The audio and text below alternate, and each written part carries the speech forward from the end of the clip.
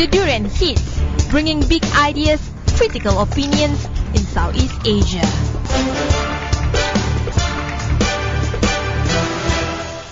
Hey, this is Arlene and we are back again with our second segment of today, which is called the Durian Heat, where we discuss and deliberate critical issues in Southeast Asia. And this time we are going to speak to Lord Leomer Pomperada. He is the Regional Director of the World Youth Alliance, Asia Pacific. Today we are going to talk on a topic that revolves around young people, which is about bridging youth and ASEAN integrations. Hi, how are you? Hi, Arlene. I'm doing great. Thank you very much for inviting me in your show this morning. You're welcome. And you're all the way from the Philippines there. Yes. Which part of the Philippines you're situated? Well, right now I'm in Quezon City, and I guess it's not really a problem when it comes to our time difference because we have the same time. That's great. So first of all, perhaps a bit of introduction about who you are and what your organization is about. All right. My name is Lord Pomperada. I'm currently the Regional Director of World Youth Alliance for the Asia Pacific region.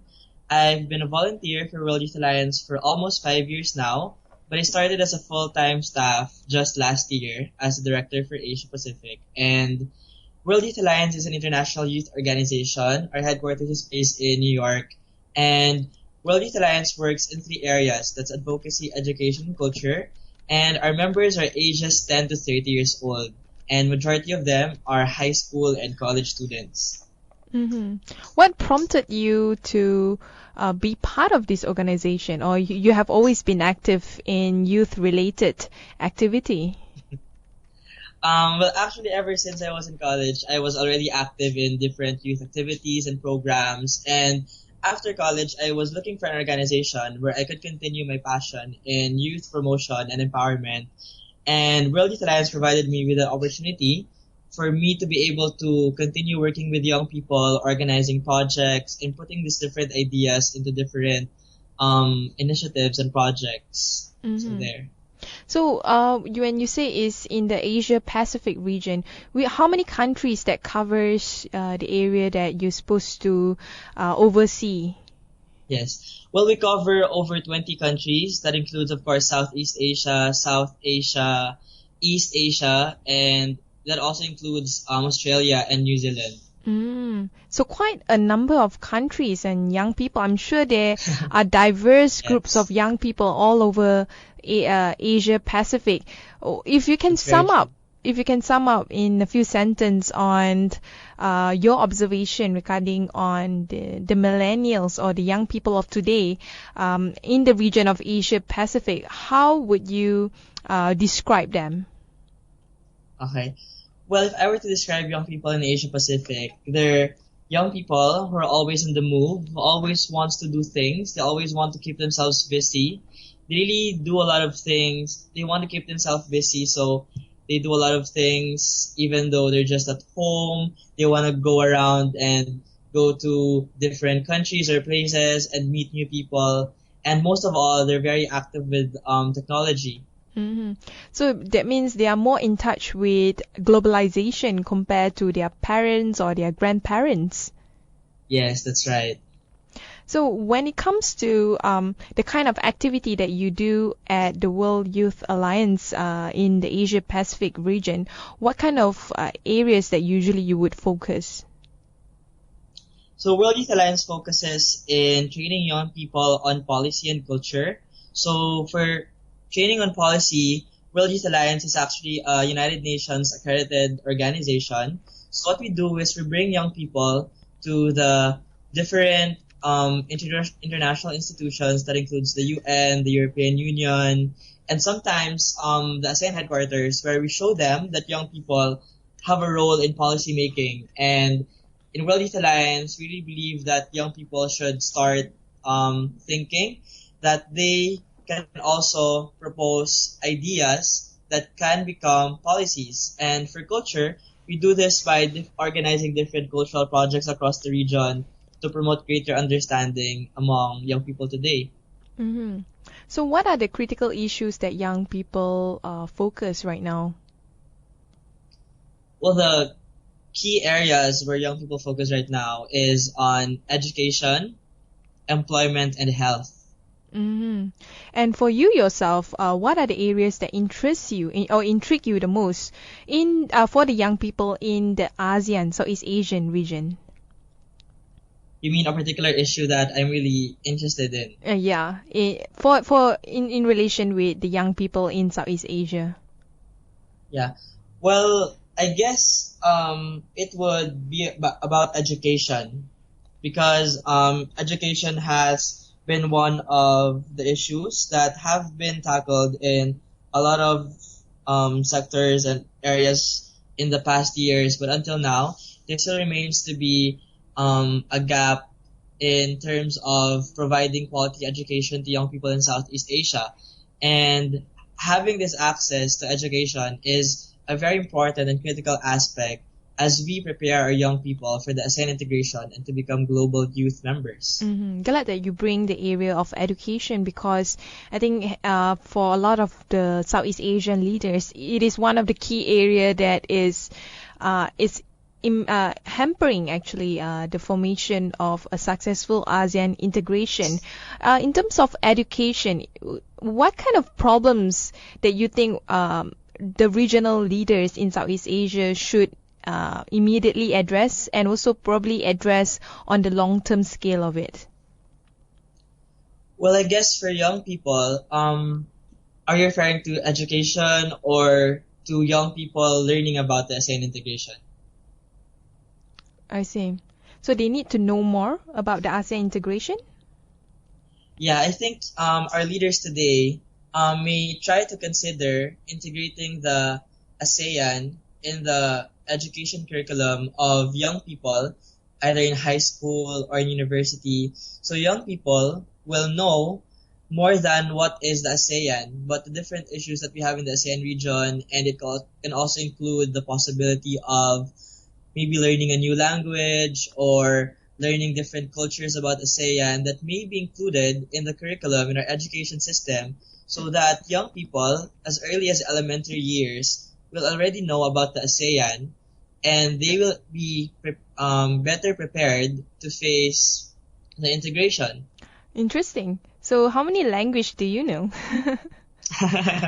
Well, when I was in college, I studied French, and after college, I studied Bahasa. Oh, Bahasa Indonesia. So yeah, yeah, Oh. Bahasa Indonesia. Yeah, I think it is really important to for countries, I mean for young people in Southeast Asia to know at least one or two languages in Southeast Asia. Yes, I have to agree with that, and it's really exciting always to learn a new language. I am sure young people will find it very exciting. Yeah, I only know the word Selamat po for Philippines. Terima kasih. And Yeah, starting with basic words in yeah, any that's true. country, like one word per ASEAN country would be a good start. That would be amazing. Yes, So I agree. I guess it's not just the education in terms of formal education of ASEAN that the young people should be exposed, but also the pop culture of what ASEAN integration is all about. Because right now, a lot of the informations, a lot of the ideas within ASEAN integration has become so dry, just good in papers or Yeah. in high level sort of meetings, but it doesn't really translate into tangible information that young people can gel well into or straight away click on. Yes. Or young people can Yeah, I say, think I oh, have. Yeah, I think I have to agree with you in that. Like, I think it's important also for our leaders right now in ASEAN to make the idea of the ASEAN integration as not something that's difficult to understand or to comprehend. That um, for young people to know, like, how directly will I be affected of this mhm. integration and how can I support the ASEAN integration. So these are some of the things that young people today have in mind and they have a lot of questions. But for some people, they really feel that the ASEAN integration is just about free trade. It's nothing too big. But I think it's important for them to learn that the ASEAN integration is very important and they have an important role in this particular type of integration that's happening. I think the moment ASEAN integration becomes something that is translatable to young people like us would be the moment where people actually hashtag it or Yes, I create a have to agree with hashtag you on just for that. it. Right now, it seems to be quite dry to the extent that I don't think young people today would understand how it would really impact their life or how they could actually impact in ASEAN integration for the long run. Yes, yeah, that's very true.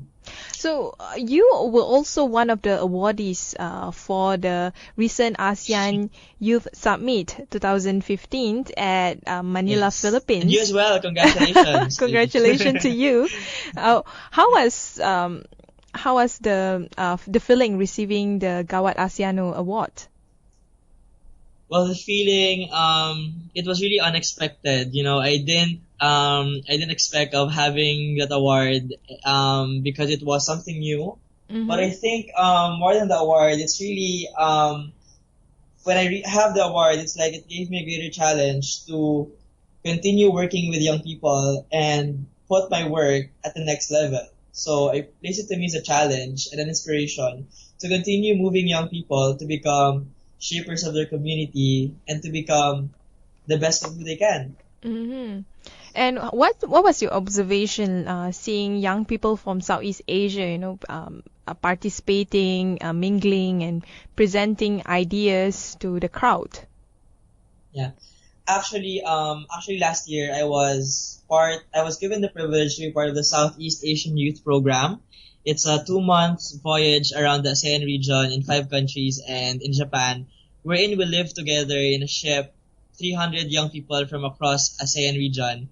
And living with the ASEAN youth for 2 months has really gave me a lot of understanding and ideas of how young people in ASEAN today live. And I actually came to the realization that young people today in ASEAN, they they share the same things. They they listen to the same music, they watch the same shows, they all want to do the same things. And it's very important for the ASEAN youth right now, because what I felt is that sometimes they are shy in opening themselves or to learning or to meeting other people from other countries. But it's important for them to really open themselves into learning and to meeting new people, because this is what the integration is all about. It's about opening ourselves, putting the borders down, and seeing the people from a different perspective. Now is the time to think that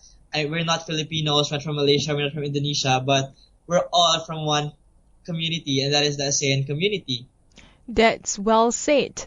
Anyway, we will take a short break. I totally agree with you. Okay. Breaking the ASEAN, realizing ASEAN integration is definitely is all about breaking the borders, the barrier of nationalhood among each of us, and see Yes. ourselves as a regional entity or a regional community. Anyway, we'll take a short break. When we return, we will discuss more with Lord Pomperada on his view regarding on ASEAN integration and as well as ASEAN youth. The Durian Heat, bringing big ideas, critical opinions in Southeast Asia.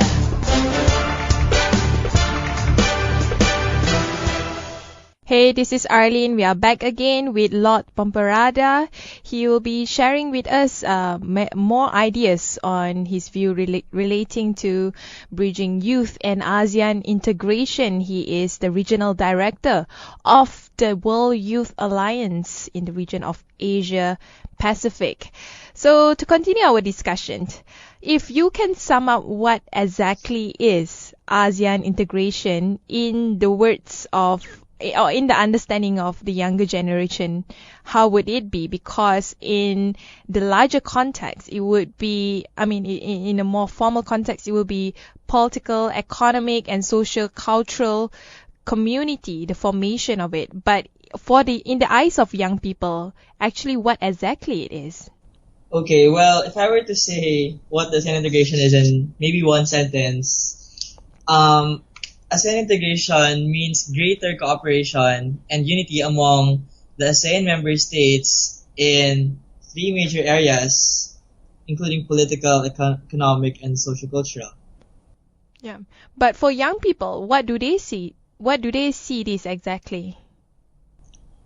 Well, young people, um, for the ASEAN integration, when they graduate in college and the university, there'll be a greater chance of them of having or being employed not only in their countries but in other ASEAN countries because it has been mentioned that there will be a number of professions that will be open to the ASEAN citizens around ASEAN, which means there will be greater access to jobs not only in their countries, but of course, young people have to be ready for this. Mm-hmm.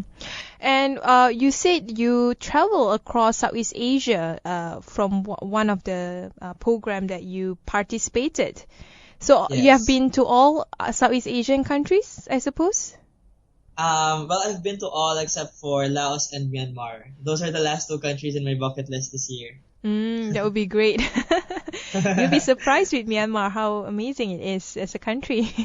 It's a new Yeah, country that is opening up. And I have to agree. and if you can just share with us what your discovery throughout your voyage and interaction with all these Southeast Asian students or youth, um, what are the different like challenges, individual challenges these youth face in their own respective countries? Are they more common or they are more unique to each other? Actually, there are some things that are common among ASEAN youth, but I think one of the challenge that I've experienced or we've experienced in the program is the language barrier. It's Mm-hmm. really difficult to communicate because for young people sometimes they feel more comfortable talking to young people who speak their language. And during that program, I've noticed that some of the countries like they understand each other even though they're not from the same countries. They can speak the same language, and I've also came to the realization that even though we have diverse languages, because when we went to the different countries, we had homestay programs where we stayed with a family for 4 days. And there were instances wherein our host families, the children or the parents, were not able to speak English or the language that we're familiar with. But despite that, there was still, you can feel that even though you don't say anything, that there is still a connection that's happening between you, that there is still openness among these young people, that even though they do not speak a common language, they are able to really open themselves, and there's a great willingness to learn and to understand each other. That's true. Actually, based on my personal experience as well, it seems like even though um, some of us have problem with mastering English because English definitely is not the first language for majority of the Southeast Asian nation, but the kind of common understanding in terms of culture, in terms of trying to or the eagerness trying to understand each other culture, I think this is something that is uniquely the attitude of the new generation, I would say. Yes, that's very true. Like they want to really, they're very eager to learn and to meet new people. Mhm. But if there's one area in ASEAN, if you were to advise the ASEAN Secretariat or the ASEAN organization, that they can provide an avenue for young people like yourself and myself to be able to expand our network, to expand our reach to other Southeast Asian youth, what would you envision it to be? Well, the ASEAN youth right now, I think it's very easy to connect them. It's very easy for young people to be connected and to work together, especially with the advancement of technology. And I think we have to really make use of this important tool to connect to young people. It's Mm-hmm. important, as what we've mentioned earlier, that for young people, they need to understand the ASEAN integration and the other things that the ASEAN headquarters works in a level or in a language that young people understands. And I think that's a very important or significant step that secretariat, the headquarters do. And I think they're also doing that by having all of this, active groups and pages in Facebook or in Google. And I think when we speak of the ASEAN integration, like asking the ASEAN headquarters on what they can do, actually, above my head, I'm thinking that the ASEAN integration is not just the work of the ASEAN Secretariat or the headquarters, but each of us, each sector has an important role because the integration is actually a shared responsibility among the ASEAN citizens.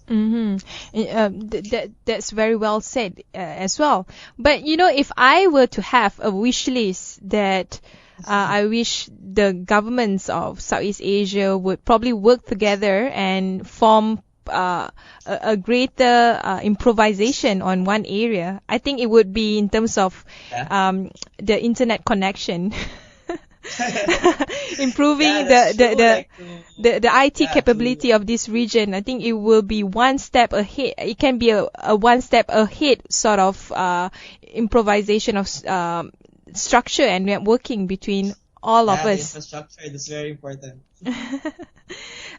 Because from what I see, I mean, this is based on my personal view, is a lot of the Southeast Asian country, they are still lagging behind in terms of Wi-Fi connection, internet access, access to information through internet. And because of that, a lot of the people in Southeast Asia, or especially young people, are in fact living in silos. They don't really, they are not able to reach out better to their Southeast Asian counterparts. Yes, it's very true. And access to this information and technology or enhancing our IT capability is very important because once young people have all this information, they become more empowered and they know all these issues and they know how to help or support the ASEAN integration or other issues. I think that would be a great start. Yeah. And from your point of view, how can young people actually benefit from this term called ASEAN Economic Community? It has been said many times by the regional leaders, by economists, by people in think tanks, but the term seems very much lost in translation when we put down to the grassroots, to young people. They seem to be at a loss to even understand what does it really mean. Yeah.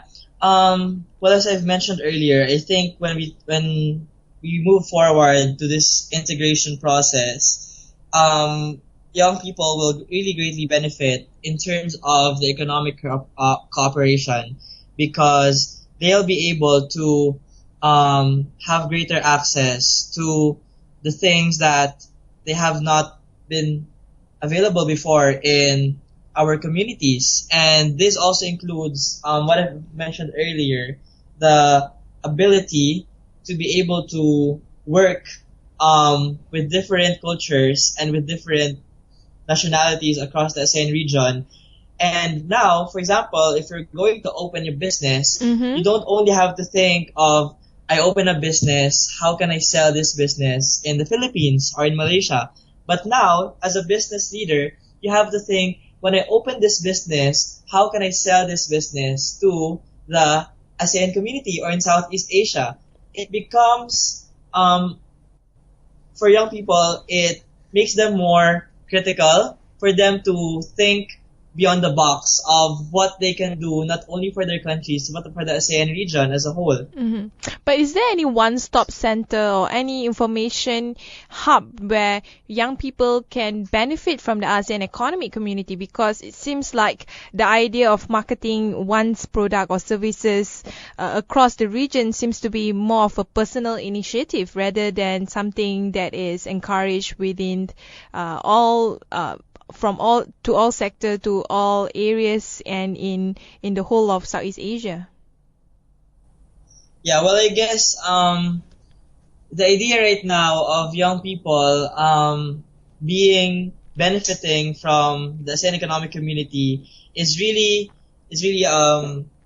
it's really a big thing wherein it has a lot of subsectors and topics that we can learn from. And this is where what we've mentioned earlier, the work of ASEAN needs to come into. Like we're talking about a hub or where young people can learn about the role or how can this integration impact them. And there's a great need for that, okay, for young people to really know where they can get this information on how they can prepare themselves or for them how to know or to learn more on how they can benefit from the entire process. For your organization, World Youth Alliance Asia Pacific, what are you guys doing in terms of addressing youth on ASEAN integration?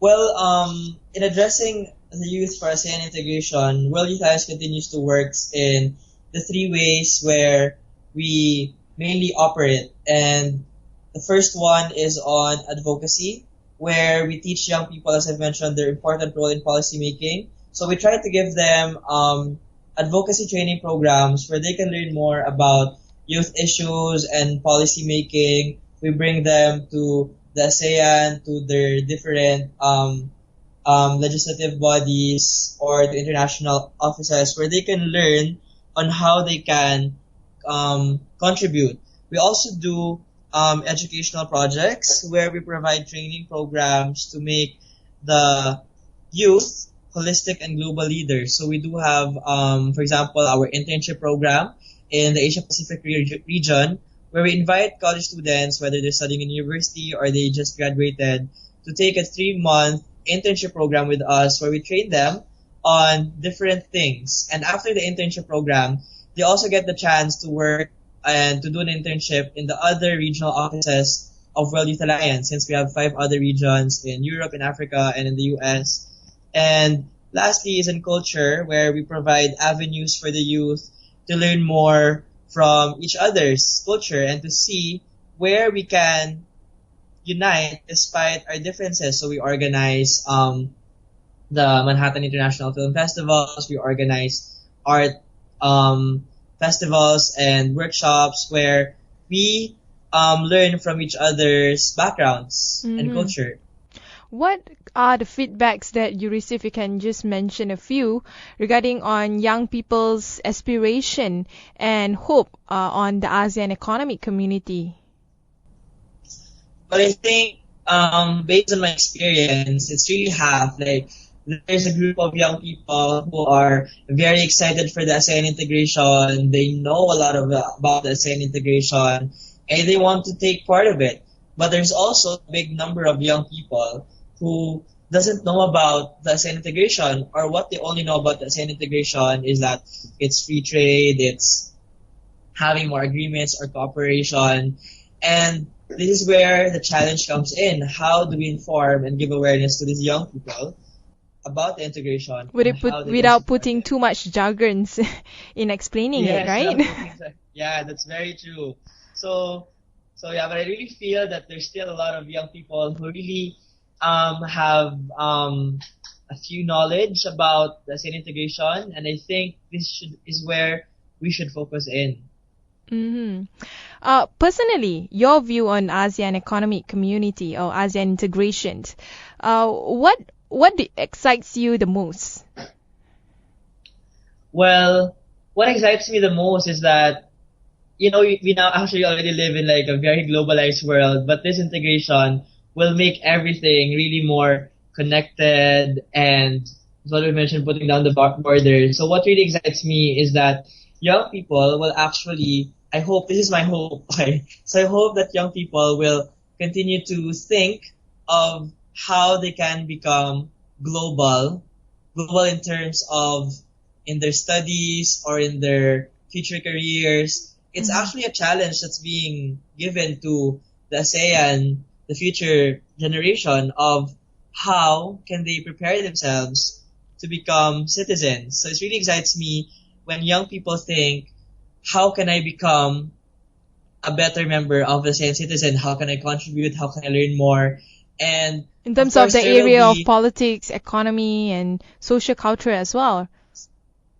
Yeah, that's very true. Like there are actually a lot of things that is going to happen, and what I would want to share with our listeners and for young people this morning is that the ASEAN integration there's going to be a lot of challenges that we'll be facing along the way. And change does not happen overnight. And that's the same with the integration, with the ASEAN integration. It will not happen in overnight process. Like this year, it's not going to happen. It's a process that we need to take together, and everything will start this year. But it doesn't mean that we have to complete everything by this year. For some of the ASEAN members, they might be, or the citizens or young people, by the end of the year, they might be thinking, so this is the end of the integration, so is that it? So what has happened so far this 2015? That must be some of the questions by the end of the year. But what we have to realize and think is that this integration is a continual process. It doesn't end this year, but it's a process that will continue to happen and unfold as we move forward in the coming years. So it's something that we will keep on talking about it until we really form a reality of what ASEAN integration ought to be. Because I think at the end of the day, what ASEAN integration should be, it should be shaped by the younger generation. And the younger generation actually has more power in terms of trying to putting a more tangible scope of what kind of integration that they want ASEAN to have. So yes, that's definitely true. Yeah, it's definitely true. So anyway, we'll take another short break. When we return, we will continue again with Lord Pomperada to discuss on ASEAN integration.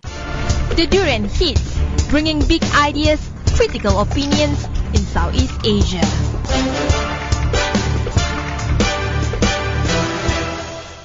We are back again from our second break with Lord Leomer Pomperada. He's the Regional Director of the World Youth Alliance, Asia Pacific. So, continuing our discussion on bridging youth and ASEAN integration, I have a question to you regarding on how can we bridge the gap between young people in Southeast Asia? If you do you have any suggestion in terms of creating more awareness for this ASEAN integration? Well, I think, as I've mentioned earlier, the ASEAN integration is a shared responsibility, meaning as young people, we always can do something. And some people might say that I don't have money, I can travel to other countries to meet new people. But even though you don't have the chance to travel maybe this year, you can always do your part. It can be, as simple as listening to Durian ASEAN, or to or to learning about the ASEAN, or hosting a friend on who is from Southeast Asia. Yeah, you can meet a new friend. If your friends have friends from other countries, they can introduce you to them, and you can communicate in Facebook or in Skype. You can have Google Hangouts. There's always a lot of ways where young people can learn and to connect with young people. Mm-hmm. And I think that's the most important thing. But of course, I really have to say that traveling really is the best learning that any ASEAN young person can do. So if you have time, you should travel and you should really save. And so it's really cheap. And it's really cheap, especially with AirAsia. Yeah. I think we're very lucky in Southeast Asia that we have all these budget airlines like AirAsia or other airlines that really give us an opportunity to travel in a very less expensive way. I see.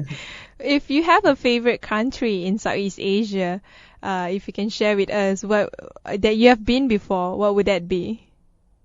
Is that well, I guess that's aside from the Philippines. Aside from the Philippines, of course. Well, I guess that would have been Brunei or Indonesia. Ah, interesting. Yeah. Why? Because when I visited these countries, I really felt that I was one of them. Like in our language in Filipino, I think it's also in Malaysia, like the Malay, there are a lot of similarities in Filipino. Yeah, a lot. And when I was there, I was really able to relate to them. Maybe because we're near to each other. Maybe for Indonesia because we're both an archipelagic country. So But aside from that, until now, I really keep strong friendships with my friends from Indonesia and Brunei. Like we talk every week. Well, for sometimes like even every day we talk. Like we still keep in touch, and the friendship I think is really why I consider these countries. But of course, I also have a lot of good friends. Maybe I have other friends from other countries who are listening right now, and they feel that they're not my favorite. Of course, I have to say that the ASEAN is of course my favorite, and favorite region, it's my region. But I think I really have a lot of really close friends from Indonesia, Brunei, even from Thailand and Malaysia. Mm-hmm. So So yeah. I guess your next bucket list is to make more friends in Myanmar and Laos. Yeah, that's definitely correct. I'm really very excited. How about you? Have you been to all of the ASEAN countries? That's interesting to ask. I've been to Myanmar. I've been to most of the countries, but a few countries that still intrigue me, like Brunei, Laos, Okay. and also I guess another one would be Timor-Leste. I never been there before, although they are Yeah, they are it's also only interesting observer to know. status. But I would love to know more about all these countries. Yeah, actually, each country is really a unique experience. You know, you can't compare your experience with each country. Like everything's really different. Like for example, when I was in Brunei, I was really very happy when I was there because there was no traffic. And Mm. people there don't use horns in their cars. So it was really a very peaceful country. And when I was there, I was just surprised because I live in Manila and you know how terrible the traffic sometimes in Manila Oh, is. trust me, most of the countries are like that, including Kuala Lumpur, the capital city of Malaysia. Yeah, I think So I yeah. think connectivity in terms of road infrastructure, IT Yeah. infrastructure, and also technological development is the major challenge of Southeast Asia to break into a more single market ASEAN integration. Um, Another question, I guess in terms of the challenges of young people from Southeast Asia, of course, you mentioned earlier on in our conversation that education and employment is one of the key area. But what about societal issue and identity? Are these also challenges that young people in ASEAN is trying to seek for, creating this ASEAN identity? Yeah. Yeah. I actually also note that there's also that's one of the major challenges aside from education and employment. I think a greater challenge as we welcome the integration is for young people to have this sense of a sane identity, for them to really proudly say that I am an ASEAN citizen or I belong to the ASEAN region, you know. I think this is really an important concern that um, our leaders should look into. Hmm. But if you were, I mean, in your personal view, to Yeah. some, to share a bit of your idea of what an ASEAN identity is supposed to be, what would that be? Well, I think an ASEAN identity is a person that really is proud, not just that he belongs to his country, but someone who is proud to be part of the Southeast Asian region. But of course, one cannot be proud if one doesn't know what the ASEAN region is or what he can be proud of other countries, like what's happening in other countries, what are the culture of other ASEAN countries. So it really all starts from information, and from information starts an understanding. And once we understand this, we will eventually be more proud as members of the ASEAN citizen. But aside from that, having this sense of belongingness, being proud of the ASEAN region, but above all, it's really thinking of how can you contribute to the ASEAN region, to the Southeast Asian region, and not just to your own country or to your own community. So Hmm. it's really being a global leader in the Southeast Asian region. So in terms of the future of ASEAN post 2015, because we mentioned earlier that it's not just a one-year thing, the ASEAN Yeah. community or ASEAN integration, it's for the long term. What do you foresee the future of ASEAN would be? Well, for me, I'm really very excited about the ASEAN integration, about the future, because for some people, they might not think of the ASEAN integration as something that's big and exciting, but for me, the ASEAN integration is already a big step for the ASEAN, for Southeast Asia as a region. And from this step, we continue to move forward in a continual process to really learn and understand each other.